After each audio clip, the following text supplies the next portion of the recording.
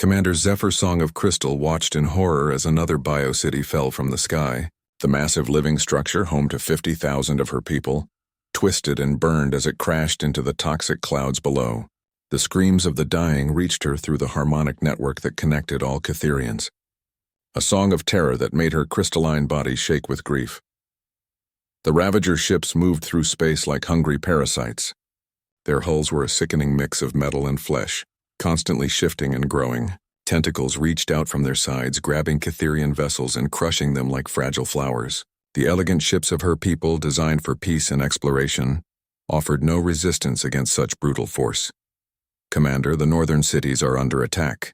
Her aide, Crystal Wind Through Stars, sang the words in panicked harmonics. They're taking prisoners. The bioships are loading our people into holding pods. Zephyr Song of Crystal closed her large, multifaceted eyes. Her people were artists, musicians, and philosophers. They had never known war. Their bodies were delicate, evolved for their peaceful gas giant home. The Catherians communicated through beautiful songs and built cities that floated like dreams in the upper atmosphere. They had never heard anyone. What word from our allies? She asked, though she already feared the answer. Nothing from the Zenthari Federation. The Peaceful Trade Consortium says their fleets are too far away. The Meditation Council of Worlds refuses to engage in violence. Crystal Wind Through Stars' song grew more desperate with each word. We are alone, Commander. The Ravagers had appeared 3 days ago without warning. Their massive fleet had dropped out of hyperspace like a plague of locusts. The first biocity died before anyone even understood what was happening. The second fell while the Catherians were still trying to communicate with the attackers. The Ravagers did not want to talk. They wanted to harvest. Zephyr Song of Crystal moved to the communication array at the center of her command ship.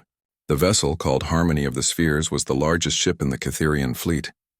But even it was tiny compared to the massive Ravager bioships that now filled their system.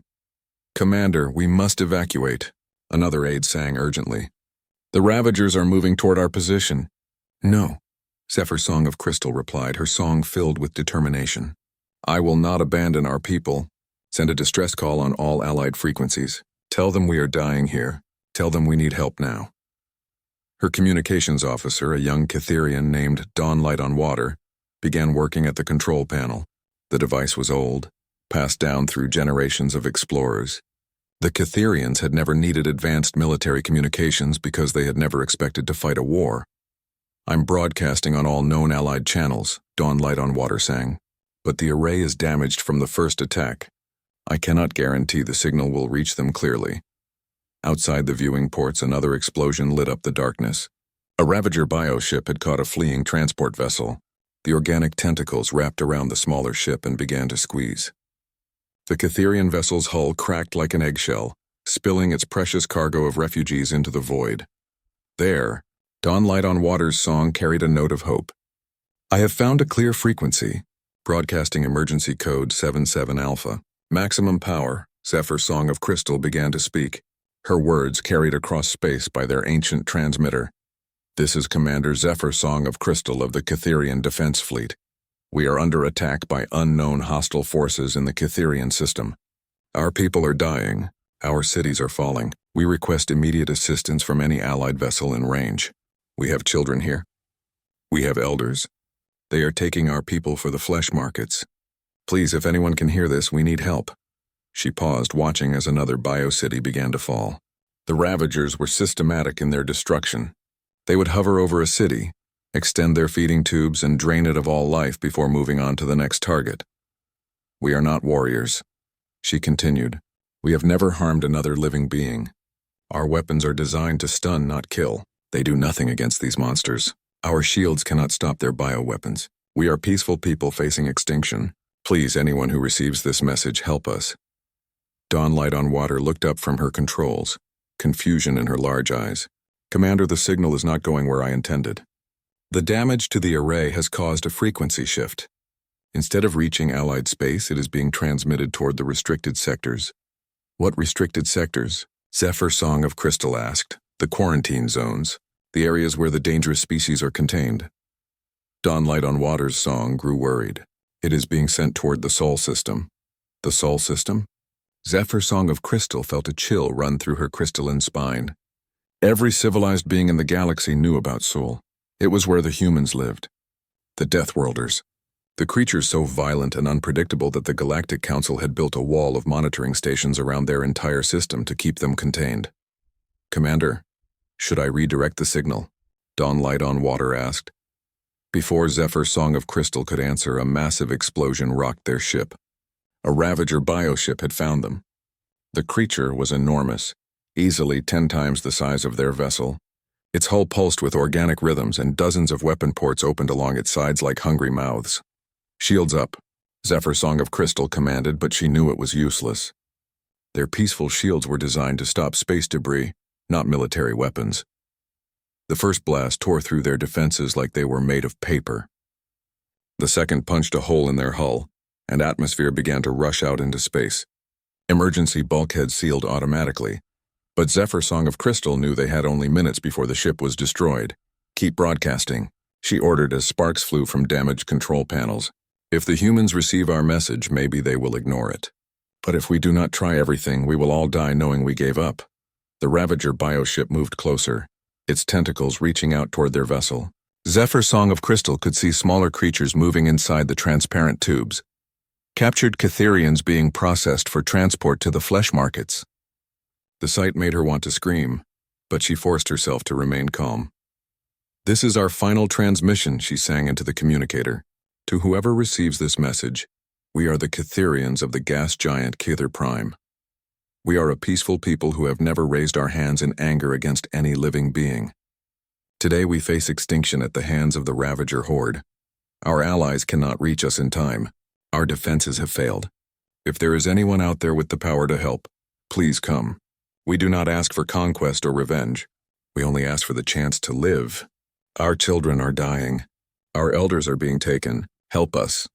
The transmission ended as another blast from the Ravager ship destroyed their communications array. Dawn Light on Water looked at her commander with fear in her eyes. "Did anyone receive it?" she asked. "I do not know," Zephyr Song of Crystal replied honestly. "But we have done all we can. Now we must hope that somewhere in the darkness, someone heard our call." The Ravager bioship extended its boarding tentacles toward their vessel. Around them, the Catherian system burned as their peaceful civilization faced its darkest hour. In the distance, more biocities fell from the sky like dying stars, but far away, traveling through the vastness of space, their desperate message raced toward a small yellow star where a species of Deathworlders lived in quarantine, waiting for their chance to prove that sometimes the most dangerous beings could also be the most compassionate. Admiral Sarah Chen was reviewing battle reports in her private quarters when the communication alert sounded. The harsh buzzer cut through the quiet hum of the UES Indomitable's engines, making her look up from her data pad with practiced alertness. After 30 years in the Earth Defense Force, she had learned to trust her instincts about emergency signals. "Admiral, to the bridge," came the voice of Lieutenant Commander Torres over the ship's internal communication system. "We're receiving a transmission on an unrestricted frequency. You need to hear this." Chen stood up, her tall frame moving with the easy grace of someone who had spent most of her adult life in space. The Indomitable was the flagship of the 3rd Human Expeditionary Fleet, a collection of vessels that had been fighting pirates and raiders on the edge of human space for the past 2 years. They were currently heading home after a successful mission against smugglers in the asteroid belt around Tau Ceti. The bridge of the Indomitable was a study in human military efficiency. Unlike the elegant curved designs favored by other species, human ships were built like weapons. Sharp angles, heavy armor plating, and weapon systems that could punch through almost anything the galaxy could throw at them. The crew moved with purpose, each person knowing their job and doing it well. "What do we have, Torres?" Chen asked as she took her command chair. Lieutenant Commander Torres, a thin man with graying hair, looked up from his communication station with confusion on his face. "It's a distress call, Admiral. But it's not from any human vessel. The signal is badly damaged, but I've managed to clean it up enough to understand most of it." "Play it," Chen ordered. The voice that came through the speakers was unlike anything Chen had ever heard. It was musical, almost like singing but filled with terror and desperation. The translator worked overtime to convert the alien words into English, but the emotion behind them needed no translation. "This is Commander Zephyr Song of Crystal of the Catherian Defense Fleet. We are under attack by unknown hostile forces in the Catherian system. Our people are dying. Our cities are falling. We request immediate assistance from any allied vessel in range. We have children here. We have elders. They are taking our people for the flesh markets. Please, if anyone can hear this, we need help." The bridge fell silent as the message continued. Chen listened to every word, her face growing harder with each desperate plea. When the transmission ended with the final heartbreaking call for help, she stood up from her chair. "Torres, how did this signal reach us? The Catherian system is well outside our authorized patrol area." "That's what I can't figure out, Admiral. According to the signal analysis, their transmitter malfunctioned. Instead of broadcasting to their allied networks, it transmitted on one of our military emergency frequencies. We're probably the only ones who received it." Chen walked to the main display screen, which showed their current position relative to known space. The Catherian system was marked in red, indicating it was in the neutral zone that humans were not supposed to enter without permission from the Galactic Council. "What do we know about the Catherians?" she asked. Her intelligence officer, Commander Park, spoke up from his station. "They're pacifists, Admiral. Complete pacifists. They've never been involved in any military action, never built weapons of war, never even raised their voices in anger according to our files. They're musicians and artists who live in floating cities above a gas giant. They've been part of the galactic community for over 300 years. And they're under attack by something called the Ravager Horde," Chen mused. "Torres, can you get me any information on these Ravagers?" "Already working on it, Admiral." Torres's fingers flew over his control panel. "I'm accessing our intelligence databases now. Here we go. The Ravager Horde is a nomadic fleet of biomechanical ships. They're basically pirates, but worse. They don't just steal cargo. They harvest entire populations for the slave markets.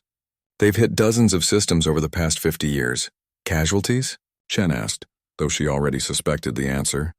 "Total extinction, Admiral. When the Ravagers are done with a system, there's nothing left alive. They strip mine entire worlds and sell the population to the flesh traders in the Outer Rim." Chen stared at the display screen for a long moment. The Catherian system was 12 hours away at maximum hyperspace speed.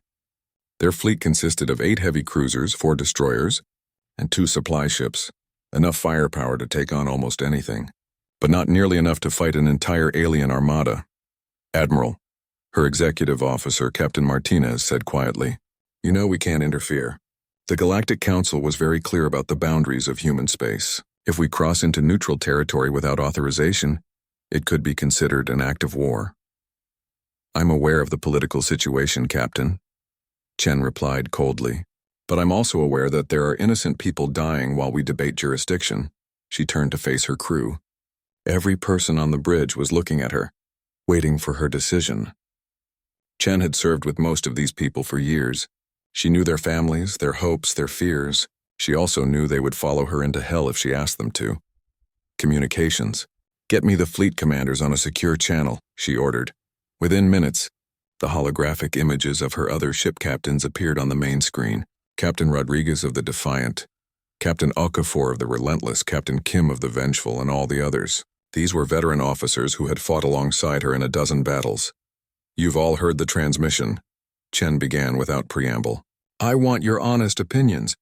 Do we respond to this distress call?" Captain Rodriguez spoke first. "Admiral, if we do this, Earth Command will hang us out to dry. The politicians have been very clear about maintaining the quarantine." "The politicians aren't here," Captain Okafor countered. "We are, and there are innocent people dying." "How do we know this isn't a trap?" Captain Kim asked. "The Ravagers could be using the Catherians as bait to draw human ships into an ambush." "Because the Catherians have no reason to lie," Chen replied. "They don't even know who we are." That transmission was sent blind, hoping anyone would respond. Captain Thompson of the destroyer Lightning leaned forward in his holographic image. "Admiral, my daughter is 7 years old. If she was in danger, I would want someone to help her, even if it meant breaking a few rules." Chen nodded. She had been thinking the same thing. "The way I see it, we have 2 choices. We can follow orders, stay in our designated patrol area, and let an entire species die while we fill out paperwork. Or we can do what humans have always done when innocent people are in trouble. We help them." "What about Earth Command?" Captain Rodriguez asked. "I'll take full responsibility," Chen said firmly. "If this goes bad, it's on me, but I've read the reports on the Ravager Horde. If we don't stop them now, they'll just find another target. Maybe next time it will be a human colony." The vote was unanimous. Every captain agreed to follow Chen into what could be their last battle. All ships plot a course for the Cytherian system, Chen ordered. Maximum hyperspace speed. Battle stations in 1 hour. I want every weapon charged, every armor plate checked, and every Marine ready for boarding action. As the fleet changed course, Chen stood on the bridge of the Indomitable and watched the stars shift on the main screen. She thought about the musical voice of the alien commander, pleading for help across the void. She thought about her own daughter back on Earth, safe in her school dormitory. She thought about what it meant to be human in a galaxy that saw them as dangerous animals. "Admiral," Torres said quietly, "there's something else you should know about the Cytherians. According to our files, they communicate through harmonic frequencies. Their entire language is based on music." "What's your point, Lieutenant Commander?" "Their distress call wasn't just words, Admiral. It was a song of pure terror and desperation. If we don't help them, that song dies forever." Chen nodded grimly. "Then we better make sure that doesn't happen." The third human expeditionary fleet raced through hyperspace toward a system they had never seen, to help a species they had never met, against an enemy that had never faced the fury of Earth's children. The third human expeditionary fleet dropped out of hyperspace at the edge of the Cytherian system, and Admiral Sarah Chen immediately understood why the aliens had sounded so desperate. The sight that greeted them was worse than any battlefield she had ever seen. The gas giant Kither Prime hung in space like a dying jewel, its beautiful blue and purple clouds now stained with smoke and fire. Dozens of biocities were falling through the atmosphere, their elegant structures twisted and broken. Each city had been home to thousands of Cytherians, and Chen watched in horror as they burned like falling stars. "Jesus Christ," whispered Captain Martinez from beside her. "How many people lived in those cities?" "According to our database, each biocity housed between 30 and 60,000 Cytherians," Commander Park reported, his voice tight with shock. "We're looking at millions of casualties, Admiral. The Ravager fleet was spread throughout the system like a plague of mechanical locusts." Chen counted at least 200 bioships, ranging from small fighters to massive dreadnoughts the size of asteroids. The ships were obscene combinations of metal and living tissue, their hulls pulsing with organic rhythms that made her stomach turn. "My God," Torres breathed from his communication station. "Admiral, I'm picking up transmissions from the Ravager ships. They're broadcasting on multiple frequencies, advertising their catch." "Put it through the translator," Chen ordered, though she already dreaded what she would hear. The voice that came through the speakers was cold and mechanical, like a computer reading a shopping list. "Fresh Cytherian stock available for immediate purchase. Intact neural networks suitable for pleasure programming. Crystalline bone structures perfect for decorative purposes. Young specimens available for long-term conditioning. Contact Flesh Trader Prime for bidding information." Several of the bridge crew turned pale. Lieutenant Commander Torres looked like he was about to be sick. Chen felt her own anger building to a white-hot rage, but she forced herself to remain calm. Anger without control was useless. Anger with control was a weapon. "Tactical, give me a threat assessment," she ordered. Commander Williams, her weapons officer, studied his displays with professional concentration. "The Ravager ships are using biomechanical technology I've never seen before. Their hulls appear to be partially organic, constantly adapting and healing. Energy weapons might be less effective than usual." "What about kinetic weapons?" Chen asked.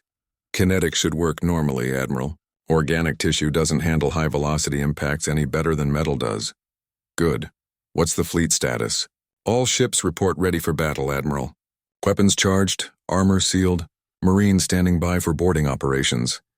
Chen studied the tactical display, watching the movements of the Ravager fleet. They were systematically harvesting the remains of the Cytherian civilization, like farmers gathering crops. Some of the bioships were hovering over the gas giant, extending long tentacles into the atmosphere to pluck survivors from the wreckage of their cities. "Admiral," her communications officer called out, "I'm detecting a faint transmission from the inner system. It's Cytherian in origin." "Put it through," Chen ordered. The voice was weak and filled with static, but the musical quality of the Cytherian language came through clearly. "This is Commander Zephyr Song of Crystal.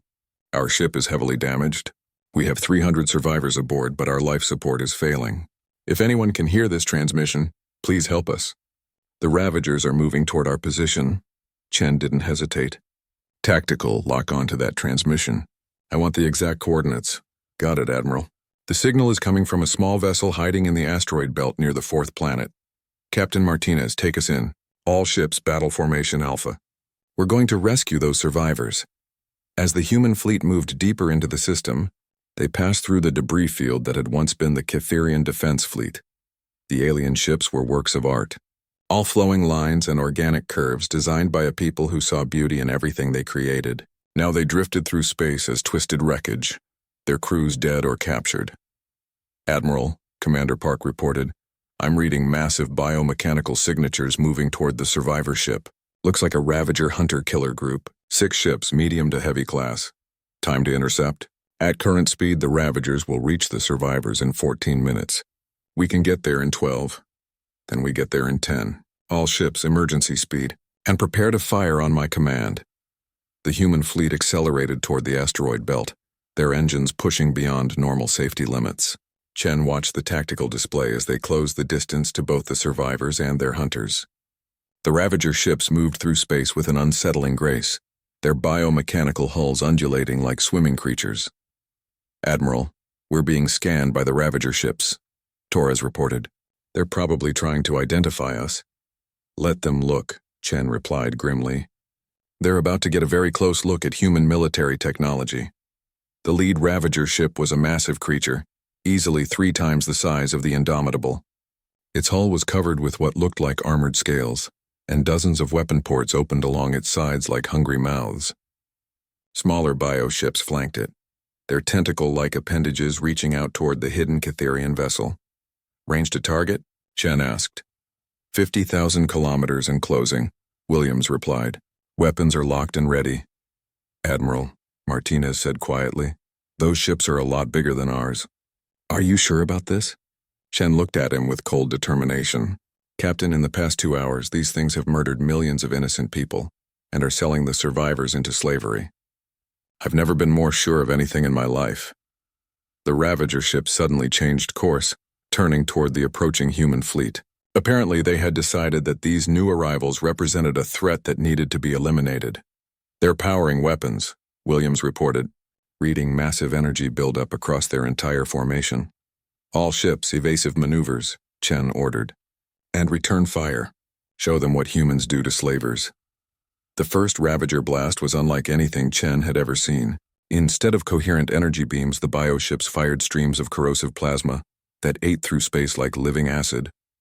The Defiant barely avoided a direct hit, her armor plates smoking where the plasma had grazed them. But the human response was devastating. 8 heavy cruisers opened fire simultaneously, their railguns hurling tungsten slugs at significant fractions of light speed. The kinetic projectiles punched through the Ravager bioarmor like it was paper, sending gouts of mechanical fluid and organic matter spraying into space. The lead Ravager ship shuddered under the impact of a dozen direct hits. Its biomechanical hull tried to seal the wounds, but the damage was too severe. The creature ship writhed in space like a dying animal, its weapon ports flickering and going dark. Direct hit on the primary target, Williams reported with satisfaction. She's venting atmosphere and biofluids. I don't think she's going to be bothering anyone else. But the other Ravager ships were adapting quickly. Their hulls began to shift and change, developing thicker armor plating where the human weapons had struck. Chen watched in fascination and horror as the biomechanical ships evolved in real time, becoming harder to kill with each passing moment. Interesting, she said calmly. They can adapt to our weapons. But let's see how they handle this. All ships switched to nuclear torpedoes. Maximum yield.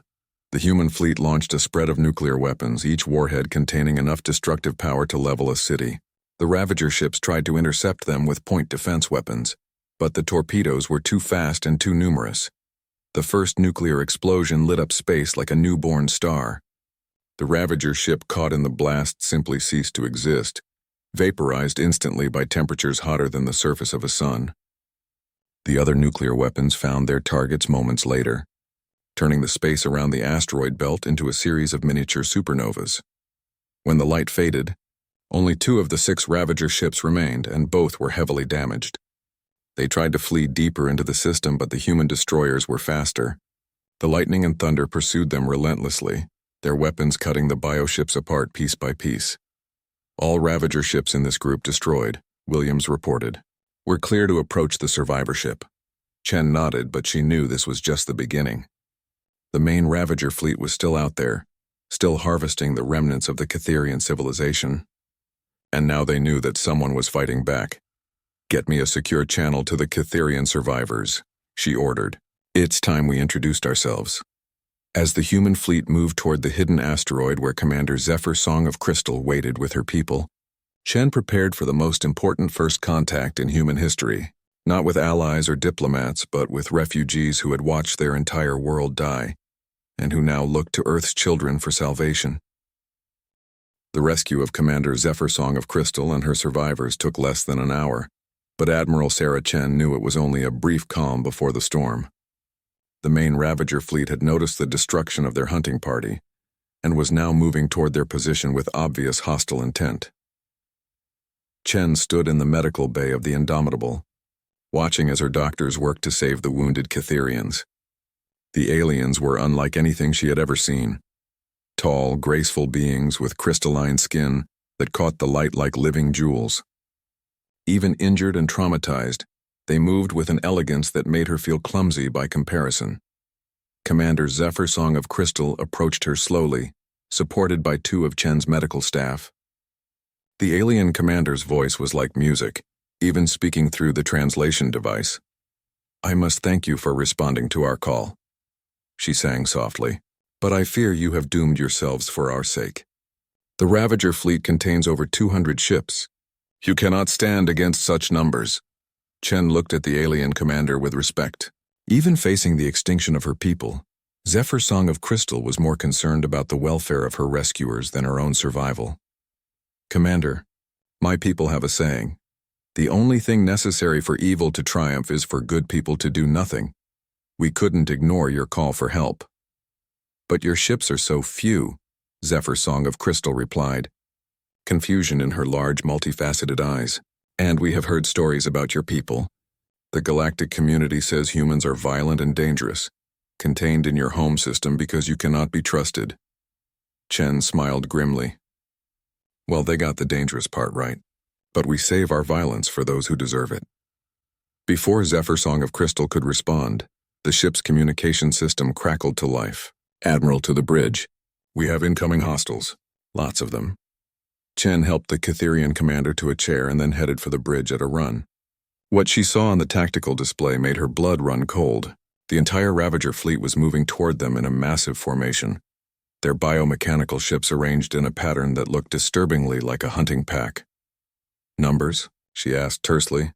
237 ships confirmed, Commander Williams reported. "Everything from fighter-class vessels to dreadnoughts the size of space stations. They're moving in perfect coordination, Admiral. This isn't just a fleet, it's a living organism." Chen studied the enemy formation, her tactical instincts analyzing the approaching threat. The Ravagers had arranged themselves in 3 waves. The first consisted of fast attack ships designed to overwhelm and confuse. The second wave contained the heavy cruisers and battleships. The third wave held the massive dreadnoughts that would deliver the killing blow. "Time to contact?" she asked. 18 minutes at current speed, her navigation officer reported. Chen activated the fleet communication system. "All ships, this is Admiral Chen. In a few minutes, we're going to face the largest enemy fleet in human history. We are outnumbered 20-1 by an enemy that has wiped out dozens of civilizations. They expect us to run. They expect us to surrender. They're about to learn why the galaxy fears Deathworlders." She paused, looking around the bridge at her crew. These men and women had followed her into battles that should have been impossible to win. They had never let her down. Marines prepare for boarding operations. Fighter squadrons ready for launch. All ships load nuclear torpedoes and prepare for close quarters combat. We're going to show these slavers what happens when they threaten innocent people in front of humans. The response from her fleet was immediate and enthusiastic. Human Marines checked their weapons and armor. Fighter pilots ran final system checks. Engineers pushed their reactors to maximum output. Within minutes, the 3rd Human Expeditionary Fleet had transformed from a rescue operation into the most dangerous predator the galaxy had ever seen. "Admiral," Communications Officer Torres called out, "the Ravagers are broadcasting a message." "Put it through," Chen ordered. The voice was cold and mechanical. Like the others they had heard, unknown vessels. You have interfered with a legitimate harvesting operation. Surrender immediately and your crews will be processed quickly. Resist and you will suffer before you die. Chen activated the return transmission with a savage smile. This is Admiral Sarah Chen of the Earth Defense Force. You want to process human beings? Come and try. The Ravager response was immediate. The first wave of their fleet accelerated toward the human ships, their biomechanical hulls rippling with aggressive energy.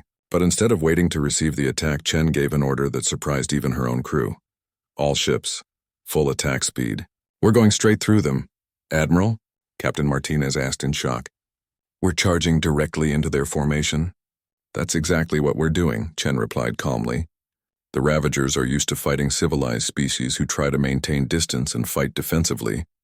They've never faced anyone crazy enough to charge straight at them. The human fleet accelerated toward the approaching enemy, their engines burning at maximum output. The distance between the two forces closed with terrifying speed. At 10,000 kilometers, the Ravagers opened fire with their bioweapons, sending streams of corrosive plasma toward the human ships. But Chen had anticipated this. All ships, evasive pattern Delta, close to knife-fighting range. The human vessels scattered like a school of fish, their captains using every trick they had learned in decades of combat.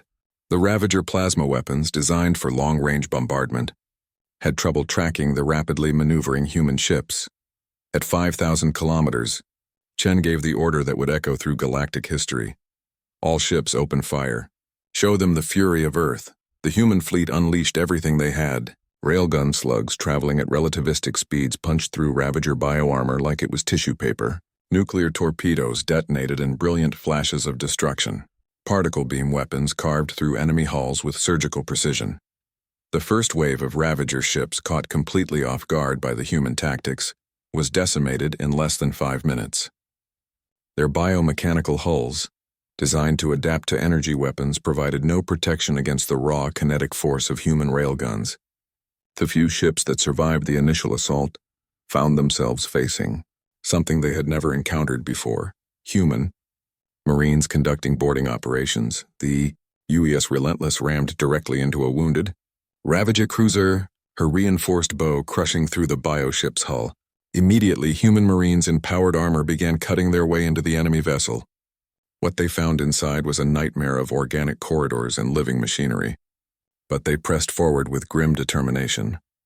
Sergeant Maria Santos led the first boarding team, her squad moving through the alien ship like avenging angels. The Ravagers they encountered were horrific combinations of machine and flesh, but they had never fought anyone like human Marines. Contact front, Santos shouted as a group of Ravager warriors rounded a corner. The aliens were twice the size of humans, with arms that ended in weapon arrays and armor that seemed to be part of their bodies. But size meant nothing when faced with human ingenuity and firepower. Santos and her team opened fire with weapons designed to kill other humans, the most dangerous predators in the galaxy. The Ravager warriors, for all their biomechanical advantages, fell under the sustained assault.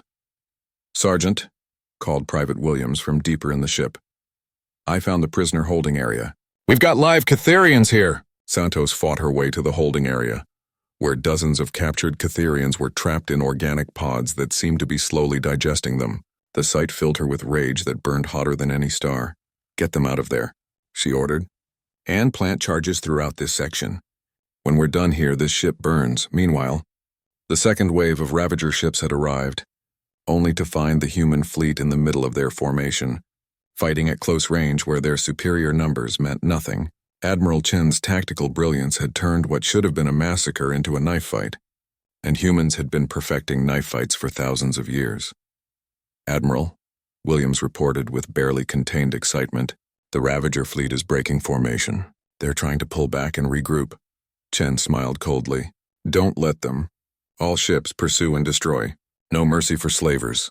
The human destroyers Lightning and Thunder shot forward like attack dogs unleashed from their chains.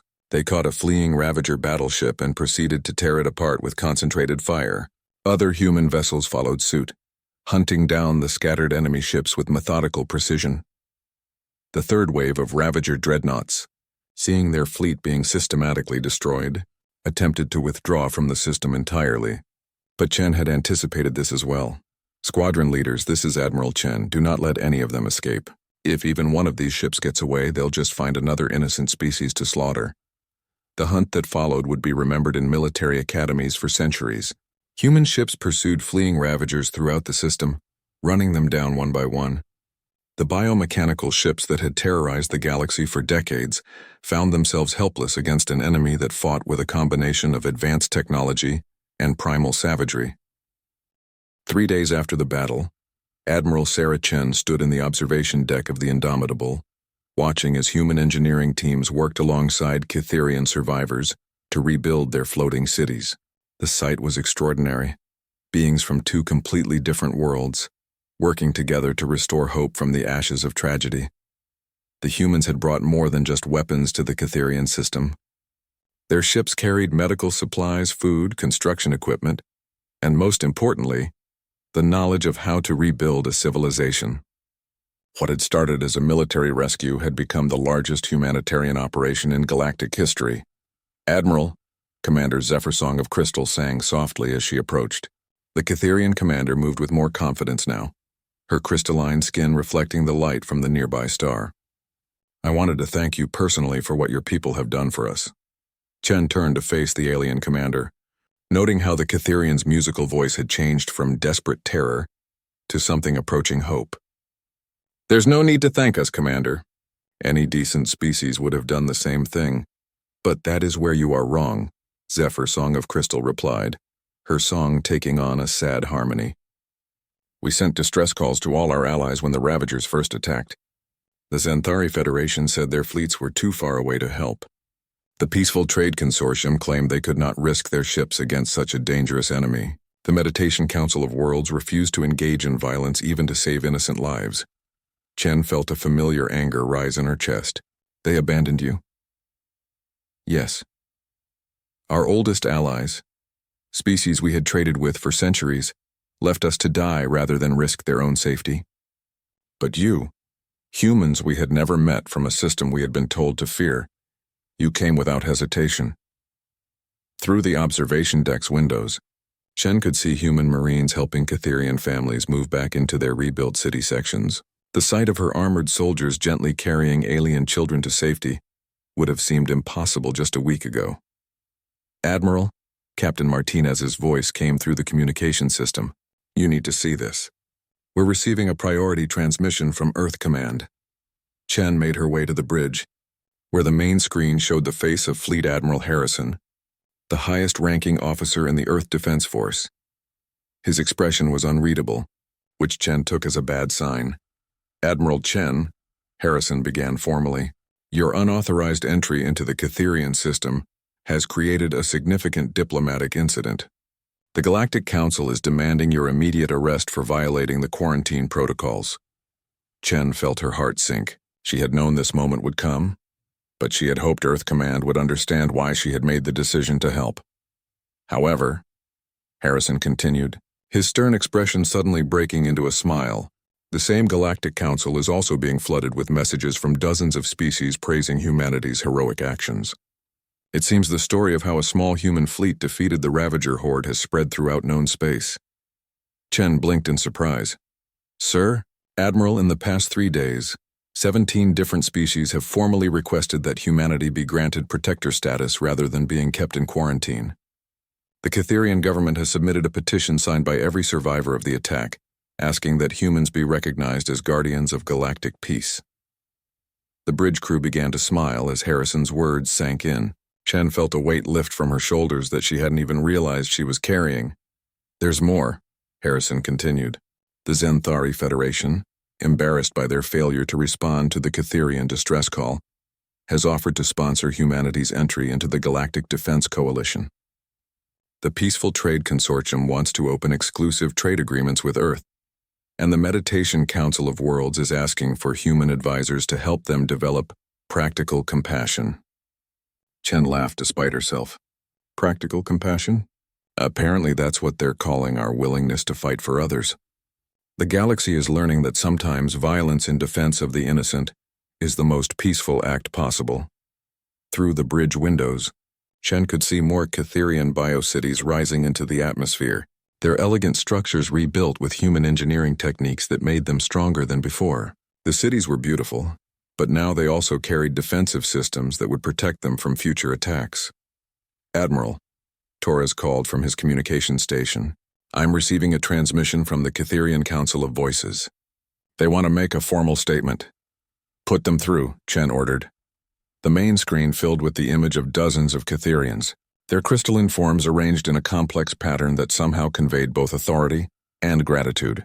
When they spoke, their voices blended into a harmony that needed no translation. "People of Earth," they sang together, "we, the surviving voices of Kither Prime, speak for all who were saved by your courage. For 300 years we believed that civilization meant the absence of violence. We were wrong. True civilization means the willingness to use violence to protect those who cannot protect themselves." The harmonies grew stronger as more Catherians joined the song. "We ask the Galactic Council to recognize what we have learned, that humans are not dangerous Deathworlders to be feared and contained. They are guardians to be honored and welcomed. They are the sword and shield of the innocent." Chen felt tears in her eyes as the musical voices continued. "We proclaim before all civilized worlds that Earth's children are our brothers and sisters. Any who threaten humanity threatens us. Any who welcome humanity welcomes us. This is our song and it will not be silenced."